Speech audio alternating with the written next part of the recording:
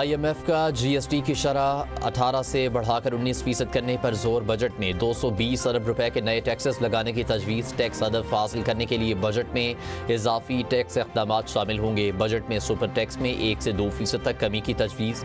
سالانہ 20 کروڑ روپے، سیل پر 25,000 روپے فکس ٹیکس دینا ہوگا۔ فکس ٹیکس دینے والے تاجروں کو آڈٹ سے استثناء دینے کی تجویز۔ صرف 1% ٹیکس اضافے سے 300 ارب کے اضافی محصولات ملنے کی توقع۔ FBR کی وصولیاں 13 کھرب روپے تک پہنچ سکتی ہیں۔ FBR ٹیکس ہدف پورا کرنے میں ناکام۔ ٹیکس شارٹ فال 860 ارب روپے سے زائد ہونے کا امکان۔ ذرائع کے مطابق مئی 2026 میں ٹیکس وصولی کا ہدف 1150 ارب روپے تھا۔ FBR تک 965 ارب روپے ٹیکس جمع کر پایا۔ FBR کو رواں ماہ محصولات میں 185 سے 190 ارب روپے کمی کا سامنا ہے۔ حکومت پروٹیکٹڈ صارفین کے لیے بجلی سبسڈی ختم نہیں کر رہی۔ سبسڈی صرف اہل صارفین تک پہنچانے کے لیے رجسٹریشن نظام متعارف کرایا۔ 20 لاکھ سے زائد صارفین رجسٹریشن کرا چکے۔ وزیر توانائی اویس لغاری کی پریس کانفرنس کہا 86% گھریلو صارفین کو سبسڈی فراہم کی جا رہی ہے۔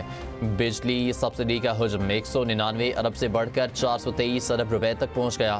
کئی لوگ سولر لگا کر 200 یونٹ سے نیچے آ جاتے ہیں۔ نیٹ بلنگ پالیسی سے 90% گھریلو صارفین متاثر نہیں ہوں گے۔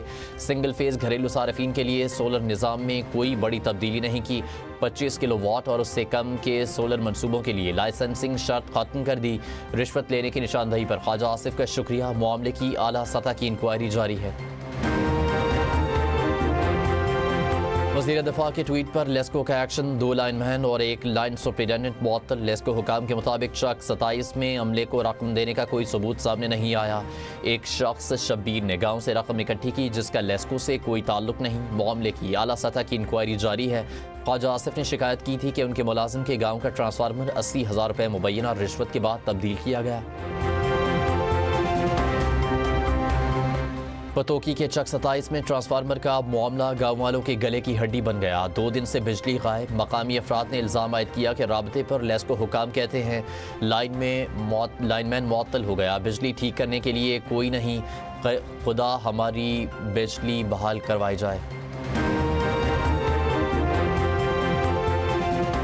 پانی کی مسلسل قلت اور ارسا کے غیر منصفانہ رویے پر سندھ حکومت کا احتجاج۔ وزیر اطلاعات سندھ شرجیل انعام میمن کہتے ہیں سندھ کئی روز سے 22% پانی کی شدید قلت کا سامنا کر رہا ہے۔ گڈو بیراج پر 42% اور کوٹری بیراج پر 29% تک پانی کی کمی ریکارڈ کی گئی۔ سندھ کے پانی میں غیر منصفانہ کمی کراچی کے لیے سنگین خطرات پیدا کر رہی ہے۔ ہل پارک کی زمین بیچی جا رہی ہے، ڈائریکٹر لینڈ نے کس قانون کے تحت NOC دیا؟ ڈاکٹر فاروق ستار کی پریس کانفرنس، کہا کراچی کی ساری زمین کی لیز KMC کے پاس ہونی چاہیے۔ 18 سال سے کراچی کو قبضہ مافیا کے حوالے کیا جا رہا ہے، اب معاف نہیں کیا جائے گا۔ پیپلز پارٹی نے گورنر سندھ کو اس لیے ہٹایا کہ وہ ان کے غیر قانونی کاموں میں رکاوٹ تھے۔ سابق میئر کراچی وسیم اختر نے کہا اللہ کا شکر ہے MQM والے ابھی زندہ ہیں، زمینوں پر قبضہ نہیں ہونے دیں گے۔ پیپلز پارٹی قبلہ درست کرے ورنہ ہم بھی سیاست بھول جائیں گے۔ ہل پارک KMC کی ملکیت ہے اور رہے گی، 1 انچ جگہ بھی کسی کو نہیں دی۔ میئر کراچی مرتضی وہاب کی میڈیا سے گفتگو، کہا سب کو معلوم ہے کس کس نے چائنا کٹنگ کی۔ کھالوں اور لاشوں کی سیاست نے شہر کراچی کو نقصان پہنچایا۔ شہر کو تقسیم اور نقصان پہنچانے والی سیاست سے اجتناب کریں، عوامی مفاد کو ترجیح دینا ہوگی۔ وزیر اطلاعات سندھ شرجیل انعام میمن کہتے ہیں کراچی میں ترقیاتی منصوبوں کو پروپیگنڈے سے جھٹلایا نہیں جا سکتا۔ MQM اپنی سیاست زندہ کرنے کی ناکام کوشش کر رہی ہے۔ کراچی کسی ایک جماعت کی جاگیر نہیں، پاکستان کا معاشی مرکز ہے۔ ترجمان سندھ حکومت سعدیہ جاوید کہتی ہیں کراچی سندھ کا حصہ ہے اور رہے گا۔ سندھ کو تقسیم کرنے کی کوشش ہمیشہ ناکام ہوگی۔ سندھ کے عوام MQM کو مسترد کر چکے۔ اگر کوئی بانی PTI کے خلاف سازش کر رہا ہے تو نام لیا جائے، اپنا صوبہ کنٹرول نہیں ہوتا اور دوسروں پر الزام لگا رہے ہیں۔ سابق وزیر اعلیٰ علی امین گناپور کا وزیر اعلیٰ سہیل آفریدی پر تنزیہ وار، انہی کا جملہ دہراتے ہوئے کہا آپ حکومت گرانے والوں کا نام کیوں نہیں لیتے؟ پارٹی رہنماؤں میں غداری کے سرٹیفکیٹ بانٹنا درست نہیں۔ ہم پہلے بھی بانی PTI کے ساتھ تھے اور آئندہ بھی ان کے ساتھ کھڑے رہیں گے۔ सियासी जमातें ज़ाब्ता अखलाक की पाबंदी करें। एक जमात को अवाम को उकसाने की कोशिश जुर्म है। आइंदा उम्मीदवार को नाअहल करार दिया जाएगा। Chief election commissioner Gilgit Baltistan राजा शहबाज की प्रेस कॉन्फ्रेंस। कहा, वज़रा को इंतखाबी मुहिम में हिस्सा लेने की इजाज़त नहीं। वज़ीर आला खैबर पख्तूनख्वा की गिलगित बल्तिस्तान के इंतखाबात में मुदाखलत मुनासिब नहीं। चीफ जस्टिस को उनके ख़त की कोई कानूनी हैसियत नहीं। गिलगित बल्तिस्तान मिनी स्विट्ज़रलैंड बन सकता है। सियाहत पर फोकस करके कारोबार का पहिया चलाएंगे। रहनुमा नून लीग ख्वाजा साद रफ़ीक का स्कर्दू में जलसे से खिताब। कहा, सियाहों को सहूलियात मिलने पर लोग पैसे लेकर गिलगित बल्तिस्तान आएंगे। आवाम को फ़ायदा होगा और नौजवानों को रोज़गार मिलेगा। जो तरक्की नून लीग ने पाकिस्तान को दी वो किसी और के हिस्से में नहीं आई। नून लीग का गिलगित बल्तिस्तान के लिए इंतखाबी मंशूर का ऐलान।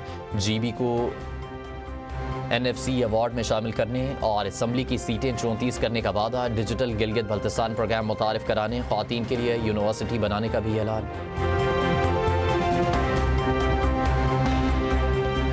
तब्दीली के नारे लगाने वालों ने अवाम को सिर्फ ख्वाब दिखाए। मुस्लिम लीग नून ने मुल्की तरक्की का सफ़र दोबारा शुरू कर दिया। वज़ीर मनसूबाबंदी एहसान इकबाल का नारोवाल में तकरीब से खिताब। कहा, हमारी सियासत कौम की खिदमत और मुल्की तरक्की है। तरक्की का वाहिद रास्ता तालीम है। नारोवाल शहर तालीमी मैदान में मीनार बनकर उभर रहा है। हज ऑपरेशन 2026 कामयाबी से मुकम्मल हुआ। इस साल शिकायत का तनासुब 1% से भी कम रहा। वज़ीर मजहबी उमूर सरदार यूसुफ की प्रेस कॉन्फ्रेंस। कहा, हज 2027 के ख्वाहिशमंद अभी से अपने पासपोर्ट बनवा लें। आइंदा साल हज इंतजामात मज़ीद बेहतर बनाएंगे। सऊदी अरब से हुज्जाज कराम की वापसी का अमल जारी। हज ऑपरेशन 30 जून तक जारी रहेगा।